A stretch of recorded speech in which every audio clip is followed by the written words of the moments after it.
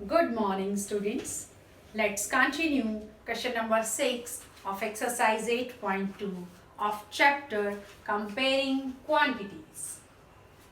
जैसा कि आपको पता ही है प्रॉब्लम सम्स हैं और हर बार मैं कहती हूँ प्रॉब्लम सम्स का अगर हमें जो स्टेटमेंट है वो समझ आ जाए तो हमारा आधा सम तो पहले ही सॉल्व हो जाता है।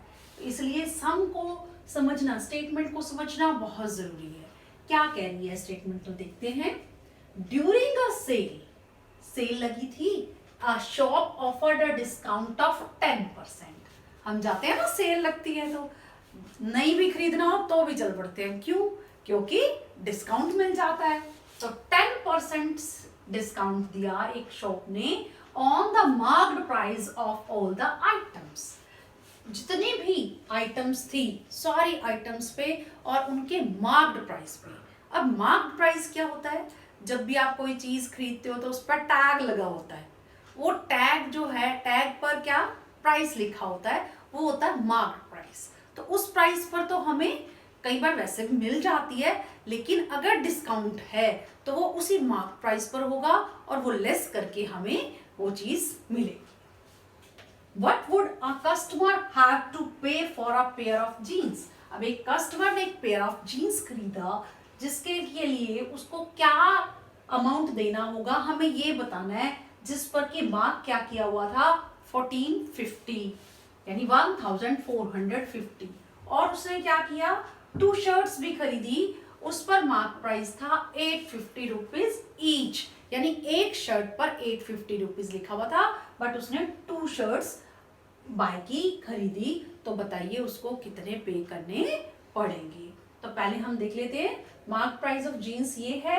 अब 1 शर्ट का ये है, 2 शर्ट्स का भी कर लेंगे तो टोटल मार्क प्राइस आ जाएगा। उस पर हमें डिस्काउंट देना है 10%।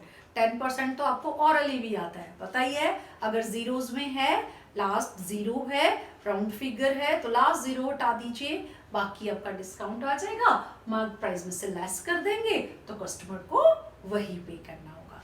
तो चलिए करते हैं। तो फर्स्ट है, ये देखिए, ये mark price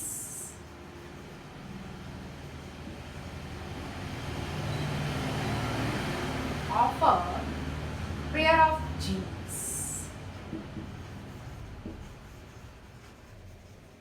is equal to 1450 rupees. Marked price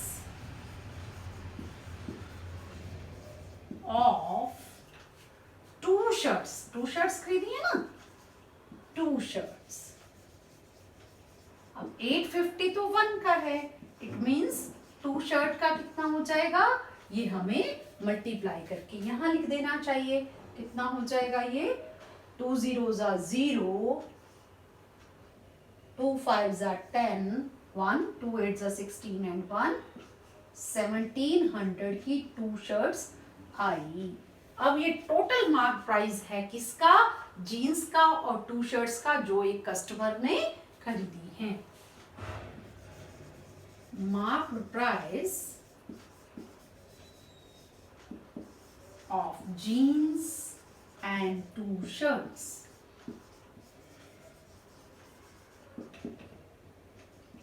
is equal to 0 5 4 and 7 11 1 1 2 3, यानी मार्क प्राइस हो गया टोटल 3150। और जो डिस्काउंट होता है बेटा वो हमेशा मार्क प्राइस पर मिलता है।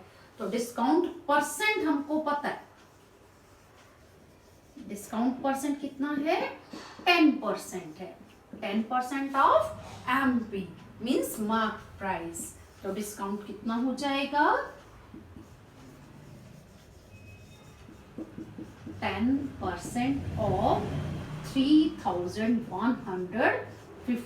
और भी आप बताओगे तो मैंने कहा लास्ट हटा दीजिए, मीन्स 315 डिस्काउंट आ जाएगा, वो हम इसमें से माइनस कर देंगे, वो कस्टमर को पे करने होंगे। और वैसे भी आप निकाल भी सकते हो, अब तो 10% है, कुछ और भी हो सकता है ना डिस्काउंट। तो परसेंट की जगह आपने 100 किया, ऑफ की जगह multiply,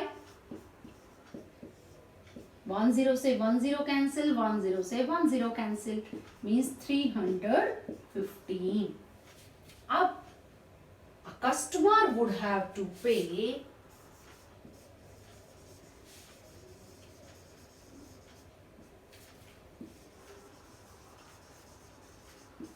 for the pair of jeans and 2 shirts. क्या पे करना पड़ेगा?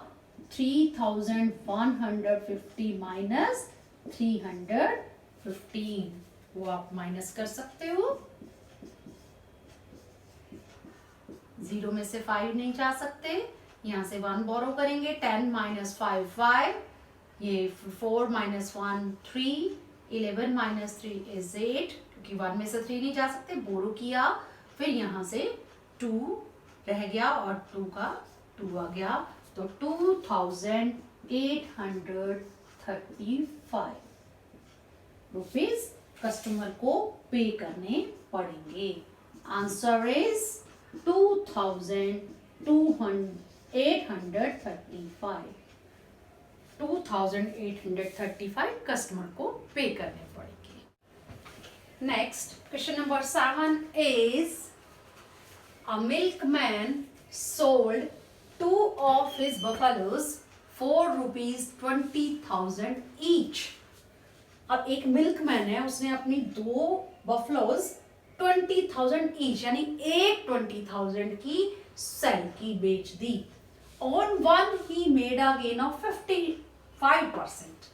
एक पर उसको 5% का गेन हुआ and on the other a loss of 10% और दूसरी पर उसको 10% लॉस हुआ. फाइंड हिज ओवरऑल गेन और लॉस. उसका ओवरऑल गेन एंड लॉस बताना है, यानी दोनों को मिलाकर उसको गेन हुआ या लॉस हुआ, और जो भी हुआ तो कितना हुआ, परसेंट में नहीं बताना आपको. तो कैसे करेंगे? पहले फर्स्ट का हमें अलग से करनी पड़ेगी और सेकेंड ट्रांजेक्शन हमको अलग से करनी पड़ेगी. आप यूं कर सकते हो.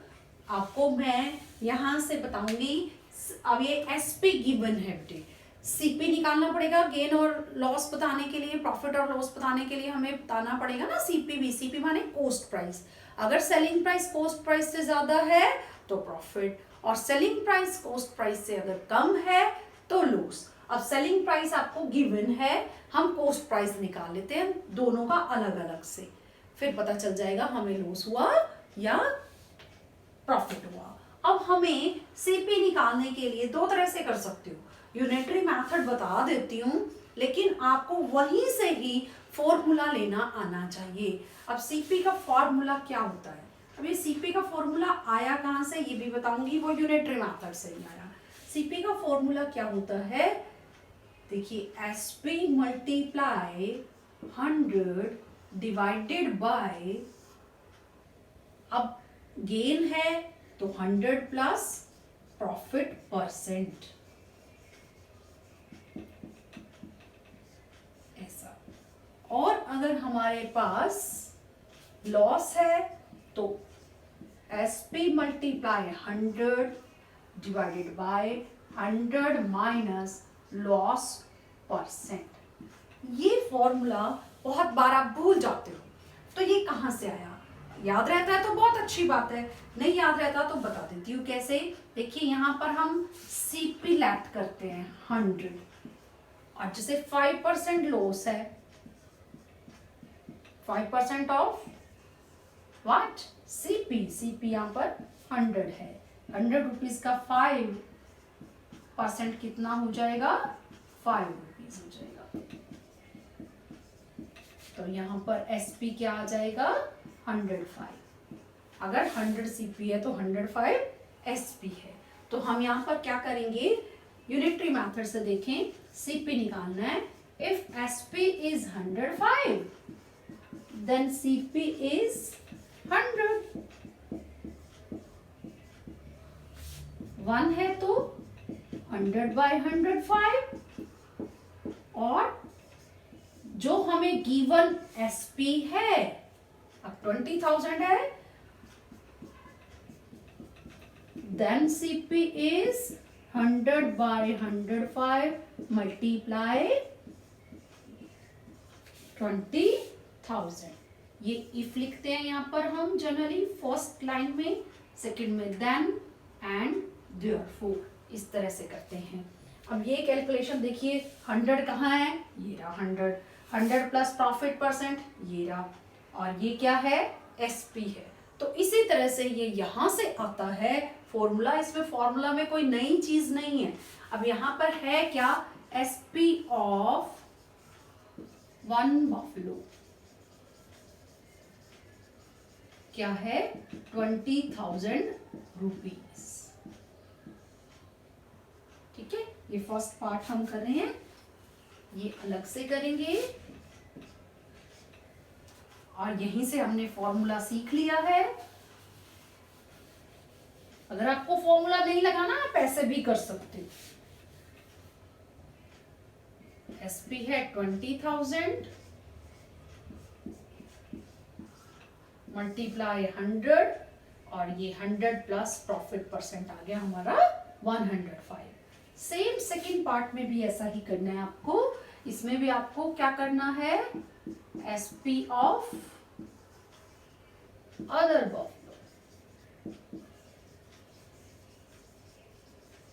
20,000 की ईच है ना, तो अलग अलग से उसने 20,000 रुपीज में बेची है। तो यहां पर क्या आ जाएगा, 20,000 into 100, 100 minus loss percent means 100 minus 10%, 100 minus 10 means 90। आपने लॉस परसेंट की जगह 10 किया है, तो 100 माइनस 10 90 आ जाएगा। अब इसको आप कैंसिल करके कैलकुलेशन कर लेंगे, 5 2 ज़ा 10, 5 1 ज़ा 5, 5 4 ज़ा 20, 3 zeros। अब ये आ गया, और हमारा ये कटता नहीं, तो मल्टीप्लाई कर लीजिए, 4 1 ज़ा 4, 1 2 3 4 5 zeros आ जाएंगी, डिवाइडेड बाय 21। इसको भी कट कर लेंगे, और नहीं कट होता, 2 1 ज़ा 2, 1 2 3 4 5 zeros बाय 9। अब ये सीपी है, अब इसको ऐड करना पड़ेगा टोटल सीपी बनाने के लिए, तभी हमें दोनों पर ओवल और गेन और लॉस पता चलेगा ना। तो टोटल एससीपी, सीपी ऑफ 2 बफलोस,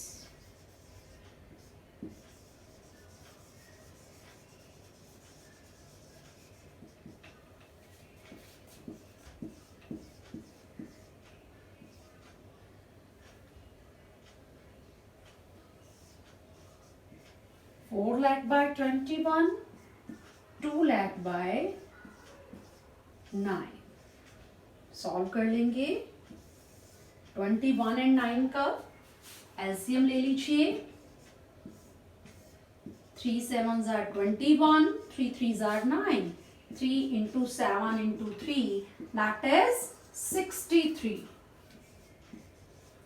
21 3 ज़ा 3 आया क्वेश्चन, उसको 4 लाख से मल्टीप्लाई, 3 4 ज़ा 12, अगेन 5 zeros, प्लस 9 7 ज़ा 63, 7 2 ज़ा 14, 5 zeros। अब इसको ऐड कर लीजिए, 4 and 2 6, 1 and 1 2 by 63। अब ये टोटल सीपी आया, बट हमें ये नहीं पता चल रहा, अब 20,000 दोनों को ऐड करेंगे तो टोटल एसपी भी आ जाएगा, एसपी ऑफ 2 बफलोज आ जाएगा 40,000। अब 40,000 का इसका कंपैरिजन करें तो पता नहीं चल रहा कि ये बड़ा है या 40,000 बड़ा है, तो बेटर रहेगा इसको रुपीस पैसे में कन्वर्ट कर लेते हैं।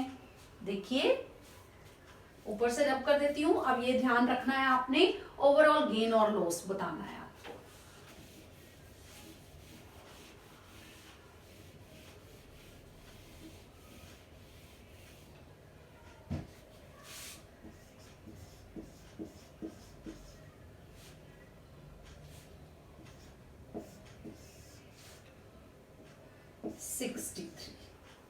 सिक्सटी थ्री से आपको डिवाइड करना है। हो सकता है ये फुली डिविजिबल ना हो और हमें पॉइंट लगाकर जीरोस लगाने पड़े। तो अब देख लेते हैं, सबसे पहले ये कितने पे जा रहा है, 4 पे जा रहा है। 4 3 are 12, 4 6 are 24 and 1 25. 10 minus 2 is 8. 80 आ जाएगा, 5 minus 5 is 0. Now 80. 63 ones are,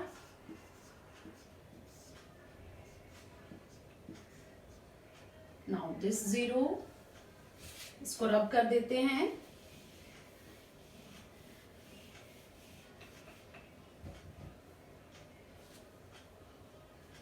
Now 2s are,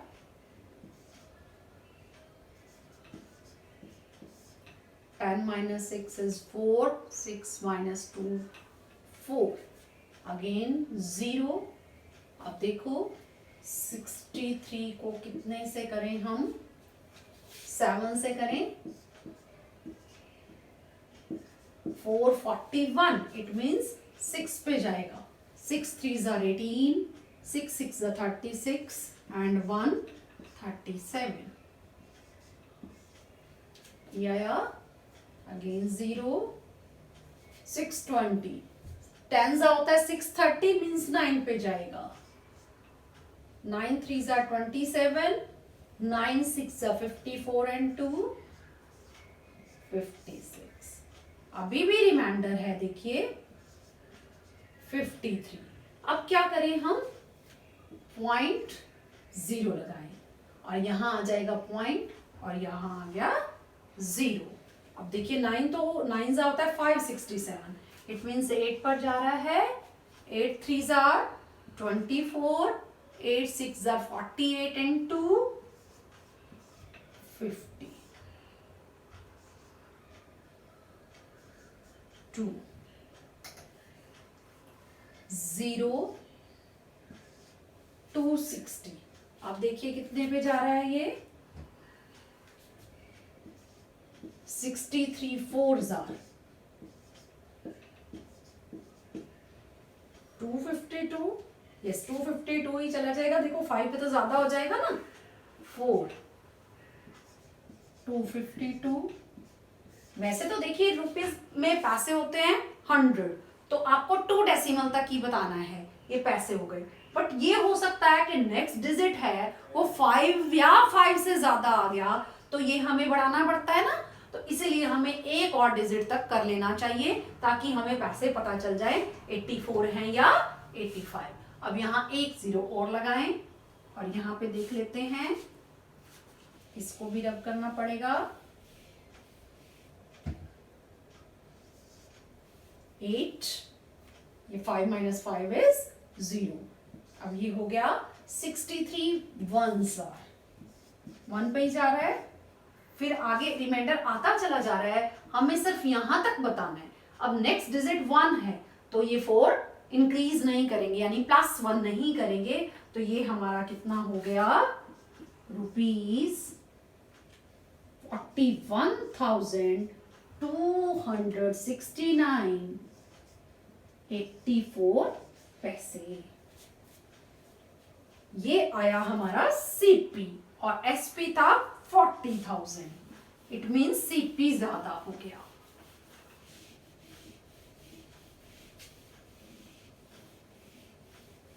ये आपने यहां से देख लिया है, ये सीपी आया है, हमने ये लिखा ही था यहां पर, सीपी ऑफ 2 buffaloes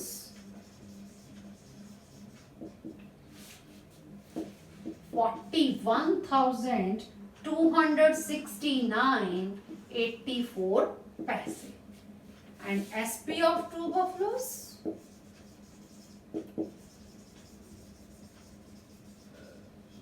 आपको पता ही है 120,000 की है, तो दूसरी भी 20,000 की है, इट मीन्स 40,000।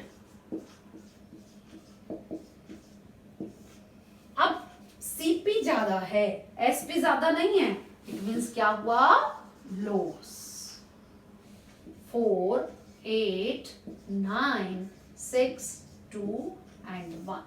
ओवरऑल लॉस और प्रॉफिट, गेन और लॉस बताना था हमको, परसेंट नहीं बताना है, तो इट मीन्स आंसर इज 1269.84 पैसे, 1269 रुपीज 84 पैसे का लॉस से हुआ. Next, question number 8 is the price of a TV is 13,000 rupees. The sales tax charged on it at the rate of 12%. इस पर सेल टैक्स चार्ज किया जाना है 12%. Find the amount that Vinod will have to pay if he buys it. Vinod को कितना amount पे करना पड़ेगा अगर वो उसको बाय करता है यानी खरीदता है. तो आपको पता ही है कि सेल्स टैक्स किसको देना पड़ता है, कस्टमर को पे करना पड़ता है. तो यहाँ कस्टमर है विनोद. अगर विनोद टीवी खरीदता है तो 13,000 तो पे करना ही है, साथ ही साथ उसको सेल टैक्स भी पे करना है जो कि 12% है. और 12% किसका, 13,000 का, क्योंकि इसी पर ही प्राइस पे ही लगेगा ना सेल टैक्स. तो लिखते हैं the price of a TV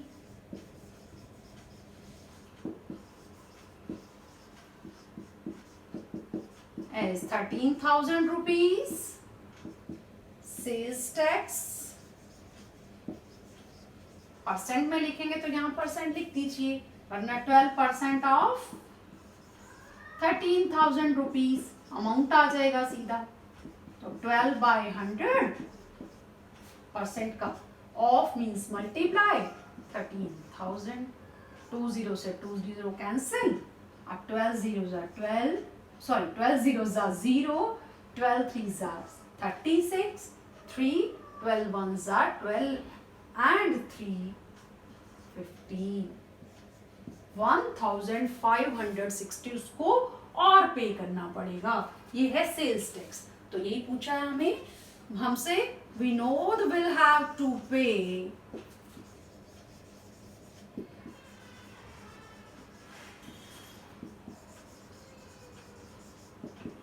13,000 price of TV plus sale tax. 1560, that is 0, 6, 5, 3 and 1 4 and 1 का 1. 14,560 उसको पे करने पड़ेंगे अगर वो उस टीवी को खरीदता है. Next, question number 9 is Arun bought a pair of skates at a sale where the discount given was 20%. Arun ने एक पेयर खरीदा स्केट्स का. कितना अच्छा लग रहा है ना स्केट्स सुन के ही, दिल कर रहा है स्केट्स हो और हम घूमने लगे स्केट्स पर. खरीदे एक सेल से, डिस्काउंट गिवन कितना है 20%. अब आपको ये पता है क्योंकि हमने पहले किया है 6th क्वेश्चन में, जो डिस्काउंट होता है वो हमेशा मार्क्ड प्राइस पर होता है. If the amount he page, अगर वो 1600 रुपीज पे करता है, find the mark price. Mark price बताइए, वो पे 1600 कर रहा है, इट मीन्स मार्क प्राइस तो ज्यादा था, उस पे उसको डिस्काउंट मिलकर 1600 के उसको स्केट्स मिले हैं. तो इसका मतलब मार्क प्राइस कितना था वो आपको देखना है. वो गिवन ही नहीं है तो हम क्या करेंगे, मान लेंगे. Let mark price of skates, mark price of a pair of skates 100 rupees. Discount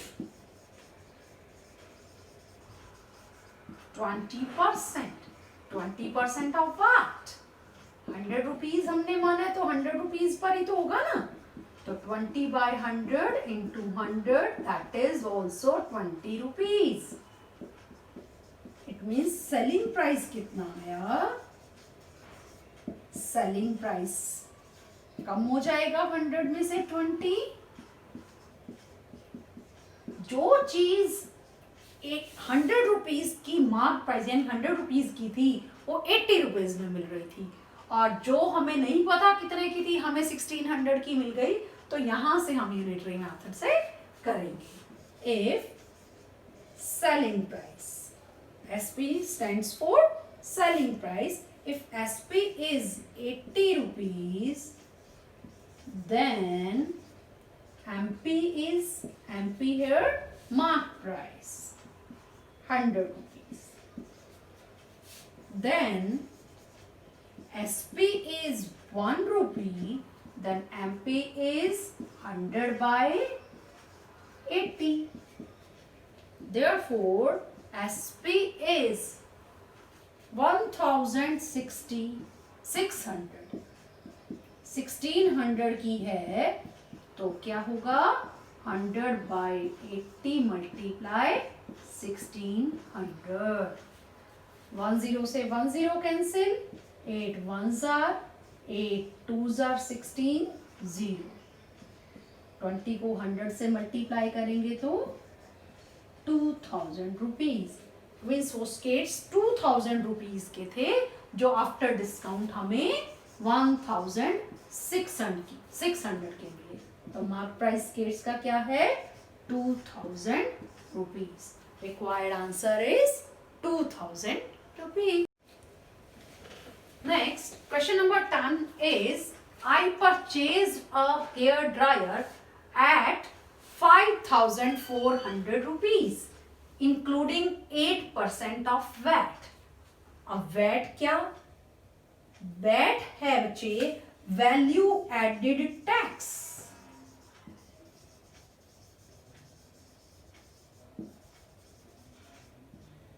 tax add की हुई जो वैल्यू है उसको कहते हैं हम वैट के साथ जो वैल्यू है, वैट के साथ जो वैल्यू है वो वैल्यू हो गई इंक्लूडिंग वैट.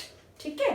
तो आई परचेज्ड अ हेयर ड्रायर, मैंने एक हेयर ड्रायर खरीदा, वो था 5400 का जिसमें वैट ऐड था इंक्लूडिंग 8% ऑफ वैट.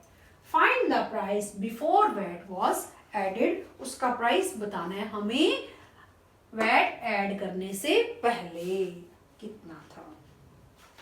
तो हम मान ही लेते हैं सबसे पहले.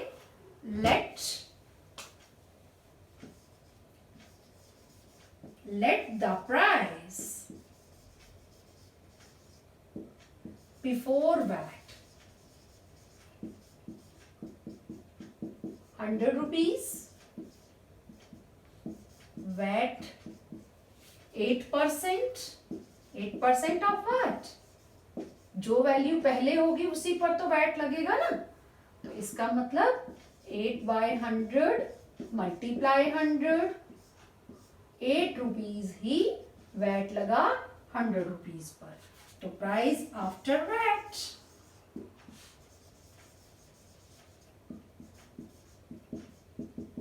100 प्लस 8 108 रुपीज. अब इसके बाद आप फिर यूनिटरी मेथड से कर सकते हो. हमें गिवन है वैल्यू प्राइस आफ्टर वैट दिया हुआ है हमें और बिफोर वैट निकालना है. तो जो निकालना है हमें राइट साइड लिखना होगा. तो if price after VAT is 108, then price before VAT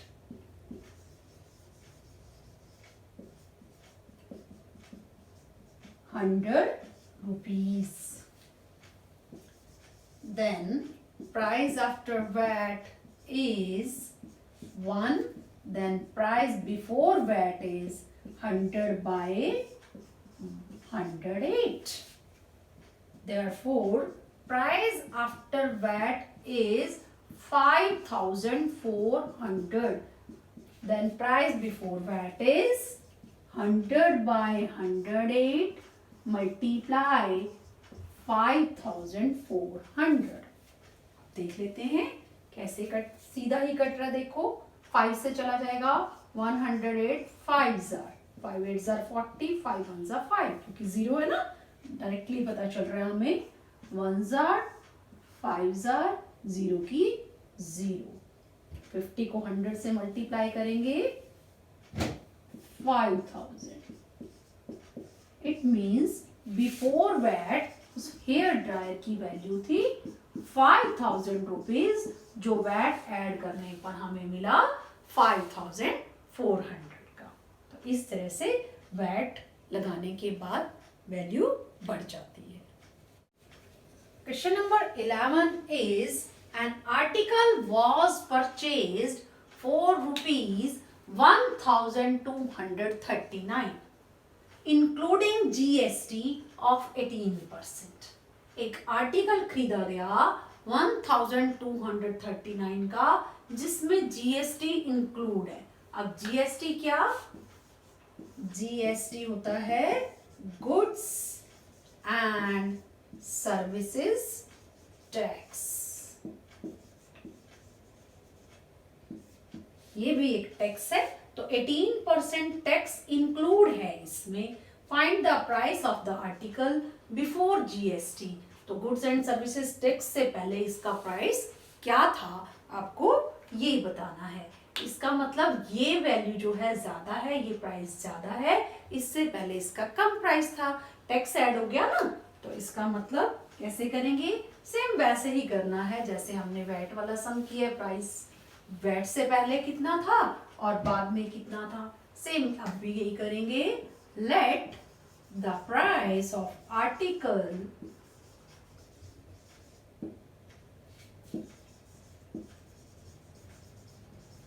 before GST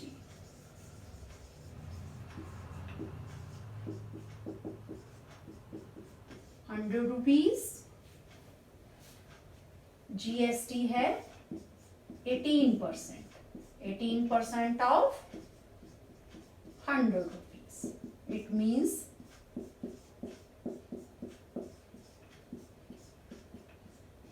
₹18 ही आ जाएगा। तो price of article after GST, the price of article after GST 100 plus 18 118। तो सेम उसी तरह से यूनिटरी मेथड से करना है। हमें निकालना है find the price of the article before GST। It means after GST पहले लेंगे, बिफोर GST बाद में। If the price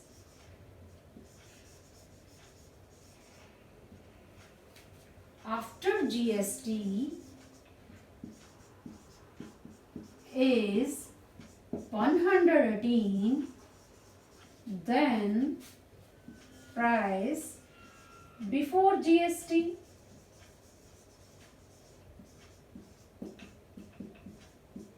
₹100. Then the price after GST is ₹1. Then price before GST 100 by 118. So the price after GST is 1,239.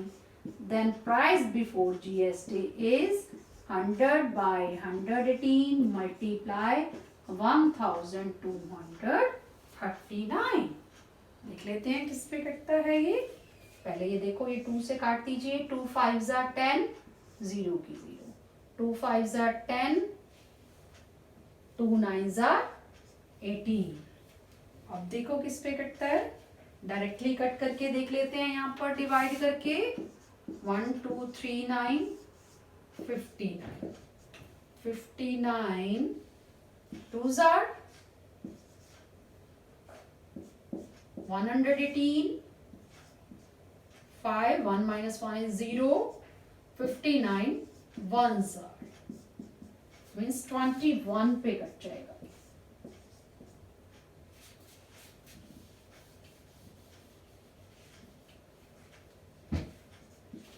Twenty one zero ज़ा 21, 21 zero ज़ा 0, 21 5 ज़ा 105। तो उस article की बिफोर GST वैल्यू थी 1,050 जो बाद में उसने खरीदी 1,239 में। तो इस तरह से वैट और GST लग करके हमारी वैल्यू बढ़ जाती है क्योंकि टैक्स पे करना पड़ता है। तो इस तरह से ये सारे सम्स होंगे। यहीं पर कंप्लीट हो गई है 8.2। कोई भी प्रॉब्लम हो तो आप कमेंट करके पूछ सकते हैं। Thank you.